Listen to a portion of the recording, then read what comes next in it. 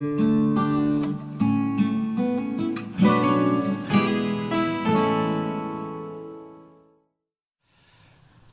우리 성도님들이 저희 집 쌍둥이를 구분하지 못하고 헷갈려 하시는 것 보면 저는 참 신기합니다. 아니, 어떻게 그걸 모르나.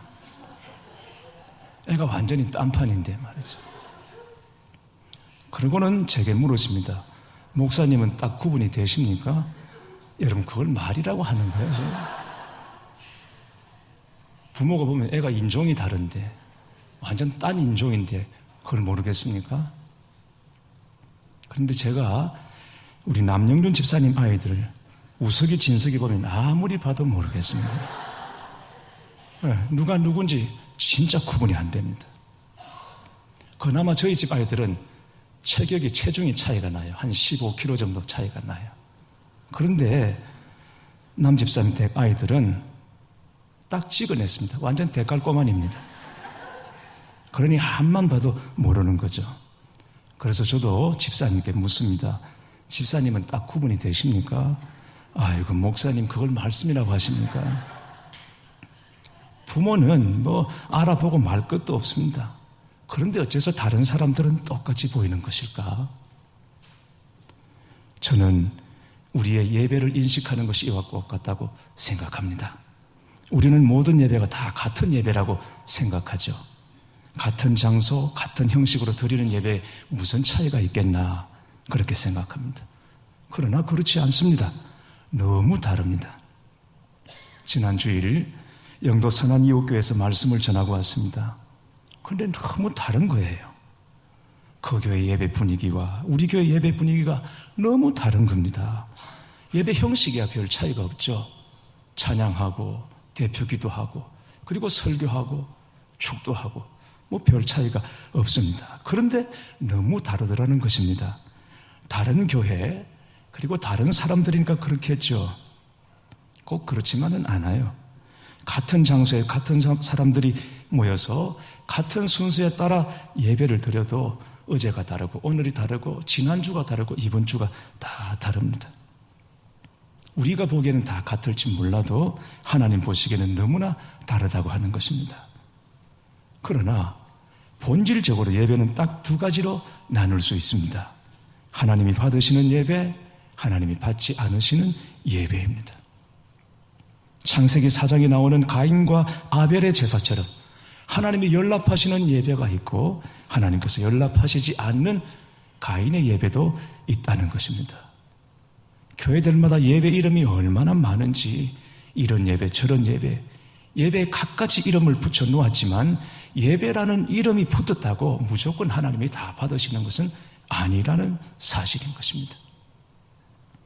주의 이름으로 선지자 노릇하고 주의 이름으로 귀신 쫓고 주의 이름으로 권능을 행했다고 할지라도 주님이 너를 알지 못한다 도리어 책망하셨던 것처럼 숱한 예배를 우리가 드려도 이런 명분 저런 이름으로 예배를 드렸어도 주님으로부터 나는 네 진심 어린 예배를 한 번도 받은 적이 없다라고 말씀하신다면 이 일을 우리가 장차 어떻게 감당할 수 있겠습니까?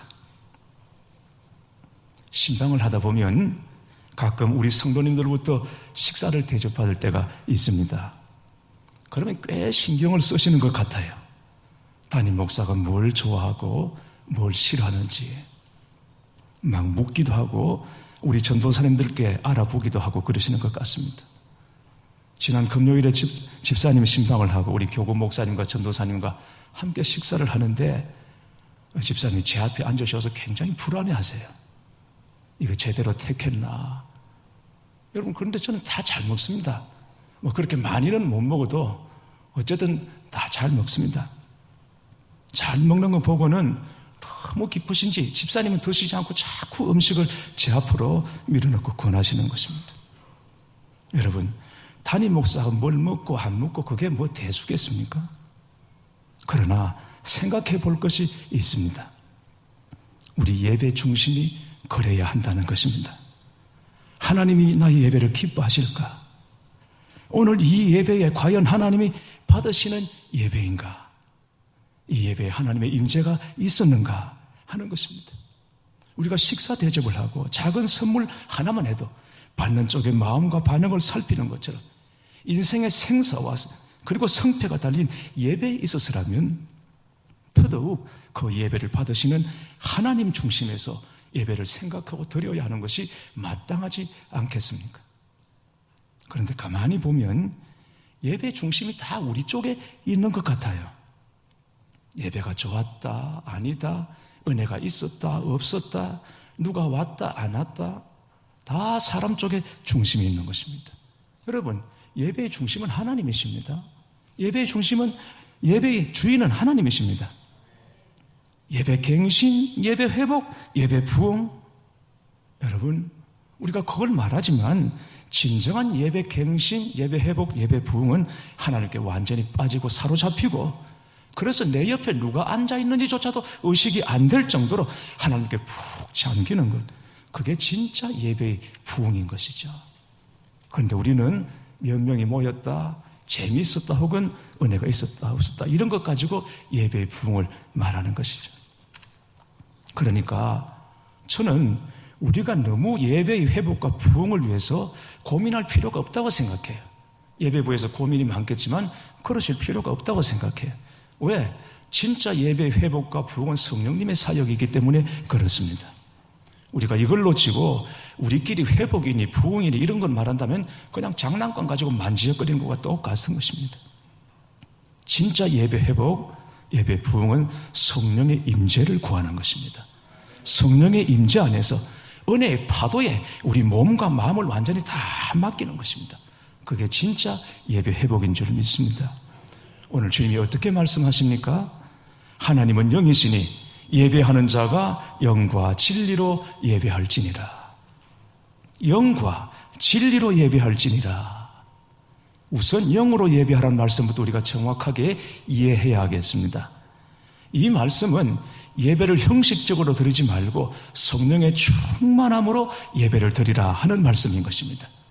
형식적인 예배와 성령 충만한 예배 차이는 마치 생일잔치와 추도식 차이와 같다고 저는 말씀드리겠습니다. 우리는 예배를 마치 예수님을 기념하는 의식처럼 드릴 때가 아주 많습니다. 예수님 이야기는 많이 합니다. 그러나 그 자리에 예수님이 정말 살아계시다고 느끼지는 않습니다. 여러분, 어느 아버지가, 어느 어머니가 자신의 생일잔치를 추도식 같은 분위기에서 맞이하고 싶겠습니까? 자녀들이 부모 생일잔치라고 모였는데 이게 잔치가 아니고 마치 추도식 분위기야. 그러면 그게 기쁘겠습니까? 하나님도 마찬가지입니다. 영적인 예배는 예수님께서 함께 계심을 믿고 그것을 느끼는 예배인 것입니다. 오늘은 예배 드릴 기분이 아니에요. 아마 그런 분들이 계실지도 몰라요. 실제로 충만한 예배를 드릴 수 없다고 느껴질 때가 있습니다. 몸은 아프죠. 마음 괴롭죠. 생활은 너무 힘들어서 예배도 생활도 신앙생활도 다 귀찮아질 때가 있습니다. 그러면 진짜 예배 드릴 기분이 아닌 거 잘 압니다. 그러나 예배는 기분으로 드리는 것이 아님을 아셔야 합니다. 하나님은 영으로 예배하는 자를 찾으신다고 하셨습니다. 기분으로 감정으로 예배하는 것이 아니라 우리 기분과 감정이 아니라 영으로 예배하는 자를 하나님은 찾으신다는 것입니다. 무슨 말입니까? 이스라엘 백성이 출애굽할 때 뒤에서 애굽의 군대가 무섭게 추격해야 합니다. 여러분 그거 다 상상하실 수 있으시죠? 그 그림을 다 이해하실 수 있죠? 잡히면 끝장인 거예요. 그래서 죽기 살기로 달리는 겁니다. 그런데 여러분 이 대열을 보세요. 장정만 있는 게 아니잖아요. 거기 노약자들, 부녀자들 있고 가축들을 다 함께 끌고 나왔습니다. 새끼 뱀 가축들도 있고 어린 새끼들도 있고 이거 다 함께 가야 사는 거거든요. 그런데 그 뒤에 애굽의 전차부대 이 병거가 말과 함께 무섭게 달려오고 있는 것입니다. 설상가상으로 앞에는 홍해가 가로엎여 있고요. 이제 어떻게 합니까? 칼에 죽든지 바다에 빠져 죽든지 둘 중에 하나밖에 없습니다. 그런데 바로 거기에 하나님의 기막힌 방법이 준비되어 있더라는 것입니다. 하나님께서 홍해를 가르시고 바다에 길을 내셨습니다. 이스라엘 백성이 다 바다 가운데로 들어가서 그 마른 땅을 건넙니다. 성경에 보면 드라이랜드라고 했습니다. 바다가 다 말라버렸습니다. 마른 땅이 되어버렸습니다. 그 길을 이스라엘 백성들이 들어갑니다. 하나님의 또 다른 모략이 거기 또 있습니다. 그 바닷길에 애굽 군대도 같이 들어와요. 곧 애굽의 창끝과 칼끝이 닿을락말락합니다. 이대로 시간이 조금만 지나면 이스라엘 맨 후미부터 사람이든 가축이든 막 죽어가기 시작할 것입니다. 이런 걸 일촉즉발이라고 말합니다. 바로 그때 애굽의 군대가 바짝 다가와서 칼끝 창끝이 닿을락말락한 그때 이스라엘 백성의 맨 마지막 대열이 바다에서 빠져나오는 순간 나누어졌던 바닷물이 물벽이 다시 하나로 합쳐졌습니다. 잠시 후에 애굽이 자랑하던 병거는 조각조각 부서진 채로 떠올랐고 말과 사람의 시체가 바다를 덮고 말았습니다. 여러분, 정말 간발의 차이였습니다. 이스라엘 백성이 생각합니다. 저들의 모습이 바로 우리의 모습이 될 뻔했구나. 그런데 자신들은 육지에 섰고 맹렬히 추격하던 애굽 사람들은 바다에 빠져 수장이 되어서 시체가 되어 떠올랐습니다. 정말이지 극적인 하나님의 구원이었습니다. 그때 이스라엘 백성이 이렇게 노래합니다. 여호와를 찬송하라. 그는 높고 영화로우시며 말과 그 탄자를 바다에 던지셨음이로다. 여호와를 찬양하라. 여호와를 찬송하라. 그는 높고 영화로우시다. 말과 탄자를 바다에 던지셨도다. 이건 정말이지 기가 막힌 예배인 것입니다. 어떤 형식도 없습니다. 누가 이 예배를 기획한 것도 아니고 누가 이 예배를 연출한 것도 아니었습니다. 그야말로 하나님께 감동하여 누구랄 것도 없이 드리는 찬양이었고 예배였던 것입니다. 여러분도 한번 생각해 보십시오.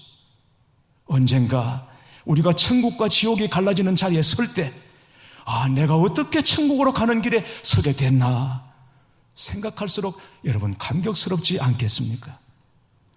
이게 바로 주님의 십자가라구나. 주님의 십자가 때문이구나. 그때 그 자리에서 하나님을 찬양하고 감격하고 감사하고 노래하지 않겠습니까? 그런데 그때 그 자리에서 세상에서 돈 없어 서러웠던 것 생각하고 고생한 것 생각하고 병으로 힘들었던 것 생각하고 누가 내 돈 떼먹고 도망간 놈 생각하고 그럴 리가 없을 것입니다.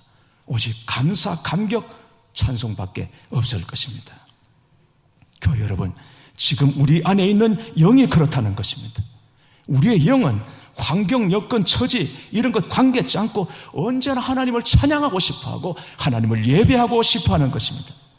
지금 이 시간에 여러분 스스로 잠잠하게 한번 점검해 보시고 확인해 보시기 바랍니다. 진짜 여러분의 영이 그런지 안 그런지 말입니다. 그렇다면 그 영이 하나님께 예배하도록 여러분 풀어놓아 주시기를 바랍니다. 그런데 우리는 생각과 체면과 형식이 우리의 영을 얼마나 억압하고 있는지 몰라요. 내 육신이 내 영을 누르는 거예요.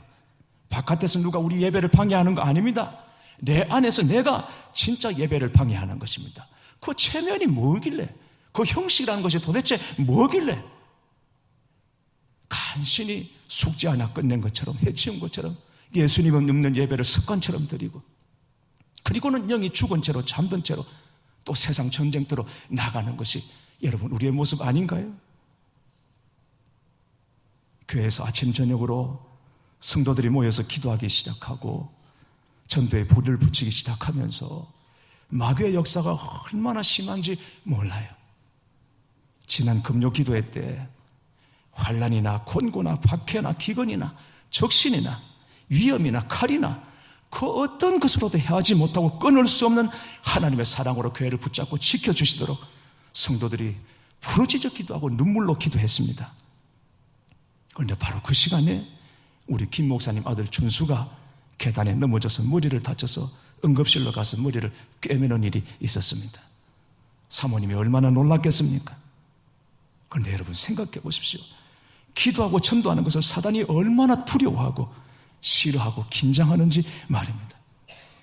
사단이 그렇게 싫어하고 겁내는 이 짜릿하고 흥분된 일을 왜 우리가 안 하겠습니까? 기분을 건드리고 감정 상하게 만들고 문제 일으키고 그게 다 사단의 역사인 줄 알았다면 우리는 결코 사단을 이롭게는 하지 않을 것입니다. 사랑하는 교회 여러분, 기분으로 신앙생활하면 반드시 실족합니다. 마귀는 우리 기분 나쁘게 만든 데는 명수입니다. 선수가 따로 없습니다. 기분은 하루에도 12번도 더 바뀝니다. 그래서 예배 드릴 때마다, 찬송할 때마다 우리 마음을 내려놓아야 하는 것입니다. 때로는 마음이 즐거울 때도 있지만 힘들고 짜증나고 지칠 때가 사실 더 많습니다.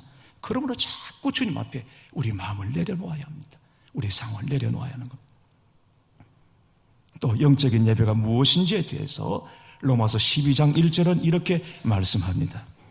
그러므로 형제들아, 내가 하나님의 모든 자비하심으로 너희를 권하노니 너희 몸을 하나님이 기뻐하시는 거룩한 산제물로 드리라. 이는 너희가 드릴 영적 예배니라. 여러분, 여기 보십시오.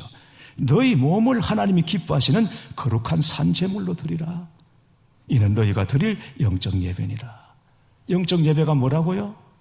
영적 예배가 몸을 드리는 것입니다. 몸을 드리는 것이 영적 예배입니다. 교회 여러분, 여러분의 몸을 드려야 진짜 예배인 것입니다. 신앙생활은 몸으로 하는 거예요. 어떤 분들은 생각이나 정신이 중요하다고 말하지만, 그래서 신앙생활도 그렇게 하죠. 생각으로 하고 정신으로 하고 마음으로 합니다. 그러나 예배의 주인이신 하나님께서는 분명히 말씀합니다. 하나님이 원하시는 영적 예배는 몸을 드리는 것이라고. 몸. 예수님께서 겟세마네 동산에서 기도하실 때 제자들을 향하여 이렇게 말씀하십니다. 마음은 원이로되 육신이 약하도다. 그렇습니다. 마음으로는 못할 게 없죠. 다만 몸이 따라주지 못했을 뿐입니다. 예수님은 몸으로 믿어야 하는 것입니다. 하나님은 우리 몸을 원하십니다. 저는 여러분이 몸을 들여 하나님께 예배하실 수 있게 되기를 바랍니다. 가만히 앉아만 계시지 마시고 몸을 들여서 찬양하시고 몸을 들여서 기도하시고 때로는 손도 좀 드시고 때로는 좀 일어나기도 하시고 억지로 그렇게 하면 안 되겠지만 내 마음속에 내 영이 그렇게 하고 싶어요. 그냥 손도 들고 싶고 좀 일어나서 찬양도 하고 싶고 그러면 내 육신이 내 체면이나 이런 것들이 내 영을 억압하고 누르지 마시고 그냥 반응해드리라는 것이죠. 그게 진짜 내가 하고 싶어 하는 것이니까. 그래서 몸으로 손도 좀 드시고 일어나서도 찬양하시고 기도하시고 그렇게 몸으로 하나님을 예배해 보시라는 것입니다. 우리 가지고 있는 찬송가 보시면 4분의 3박자, 4분의 4박자가 대부분입니다. 지금 찬송가를 펴보지 마시고 펴보시면 나중에 집에 가서 펴보시면 4분의 4박자, 4분의 3박자가 대부분입니다. 4분의 4박자는 행진곡이고 4분의 3박자는 왈츠곡으로 반주를 합니다. 왈츠는 두 사람이나 여러 사람이 함께 춤을 추는 무곡이에요. 여러분, 외줄 타는 사람 있죠? 외줄 타는 사람은 조심조심 가까스로 거기를 건너는 것 같지만 사실은 거기 춤을 추며 건넙니다. 거기서 외줄에서 춤을 추지 않으면 중심을 잡지 못하는 것입니다. 리듬을 타야 되는 것입니다. 리듬 안 타면 조심한다고 건너가는 게 아닙니다. 거기서 리듬을 타고 춤을 추어야 그 외줄을 건너갈 수 있는 것입니다. 태풍이 불면 바다는 파도로 춤을 추고 태풍 앞에 버드나무 초목은 춤추면서 맞습니다. 춤추지 않는 나무는 다 쓰러지고 마는 것입니다. 사드락과 메삭과 아벳느고는 풀무불 속에서 한 사람과 춤을 추었습니다. 그 한 사람이 바로 하나님이셨습니다. 성전 미문에서 구걸하다가 베드로와 요한을 통해서 고침받은 40년 된 안전뱅이는 고침받은 후에 기뻐 뛰며 춤을 추었던 것입니다. 다윗은 블레셋에 망명 갔을 때 아기스 왕 앞에서 미치적하며 춤을 추었습니다. 춤추면서 그 죽음의 위기를 넘어갔던 것입니다. 그리고는 여호와의 법궤가 예루살렘에 들어올 때 허리띠가 풀어주는 줄도 모르고 춤을 추었습니다. 그 모습을 아내 미갈이 왕궁 창으로 내다보다가 한 나라의 왕이 체면이 말이 아닌 것을 보았습니다. 염치 없는 행동이라고 비난했습니다. 힐난했습니다. 그러거나 말거나 다윗은 말합니다. 내가 여호와 앞에서 뛰놀리라. 내가 여호와 앞에서 뛰놀리라. 하나님 앞에서 자신은 왕이 아니라 그저 어린 아이에 불과한 것입니다. 그러니 하나님 앞에서는 그보다 더한 것도 할 수 있다는 것입니다. 옷이 내려가도 좋다 이거죠. 머리가 풀어져도 좋다 이거죠. 염치 없는 행동이라도 좋다 이거죠. 나는 하나님 앞에서 왕이 아니라 한낱 어린아이에 불과하기 때문에 이것보다 더한 것도 나는 할 수 있다. 여호와 앞에서 내가 뛰놀리라. 요즘 열왕기하 보면 다윗이 엉망입니다. 진짜 엉망입니다. 이게 사람으로 할 짓인가? 그런데도 하나님은 다윗을 사랑하셨습니다. 왜? 바로 다윗의 이런 모습 때문인 것입니다. 사람은 누구나 다 완전할 수가 없어요. 그러나 어느 한 부분에서는 하나님을 감동하는 것이 있어야 하는 것입니다. 다윗은 죄와 허물이 많았음에도 불구하고 일평생 여호와를 갈망하고 목말라 하는 예배자로 살았던 것입니다. 다윗의 그 모습 때문에 하나님은 다윗을 사랑하시고 기뻐하셨던 것이에요. 여러분, 우리의 인생은 반드시 태풍을 만나고 환란의 풀무불 속에 빠지고 때로는 억울하게 누명을 쓰기도 하고 옥에 갇힌 것 같이 애워싸움을 당하기도 할 것입니다. 가정과 사업과 내 인생을 삼켜버릴 폭풍이 우리에게 엄습해 올지도 모릅니다. 그럴 때 여러분, 하나님을 노래하고 춤을 추는 것입니다. 춤추고 있는 동안 폭풍은 모두 다 떠나갈 것입니다. 믿으시면 아멘 하십시오. 시골 한 작은 교회에서 예배를 드리는데 모든 사람의 시선이 강대상 앞에 앉아있는 한 젊은 여집사님에게 향했습니다. 그 집사님은 말기 암 환자였습니다. 교인들은 그 집사님을 볼 때마다 오늘이 마지막으로 드리는 주일 예배가 되지 않을까 걱정했습니다. 그날도 집사님은 항암 치료 때문에 빠진 머리카락을 부끄러워하지도 않은 채 맨 앞자리에 앉아 예배를 드렸습니다. 몸이 죽을 지경임에도 불구하고 큰 소리로 찬송을 부르고 단정한 자세로 앉아 말씀을 듣고 아멘으로 화답했습니다. 그런데 예배가 끝난 후 집사님은 그 자리에서 일어나지 못했습니다. 숨을 거두고 만 것입니다. 장례식 때 목사님은 이렇게 말했습니다. 지난주 우리는 두 번의 설교를 들었습니다. 하나는 강대상 위에서 선포되는 설교였고 또 하나는 회중석에 앉아서 예배드리던 집사님의 모습을 통해 선포된 설교였습니다.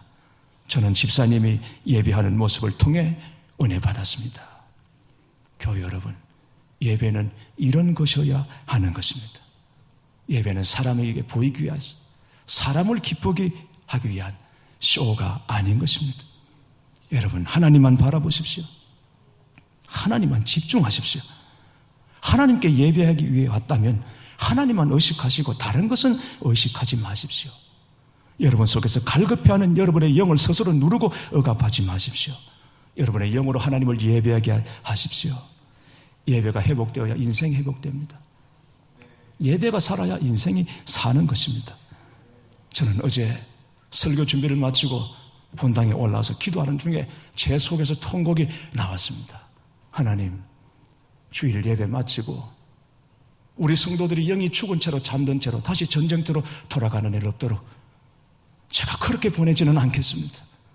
우리 성도들을 죽은 채로 잠든 채로 세상 전쟁터로 내몰지는 않겠습니다.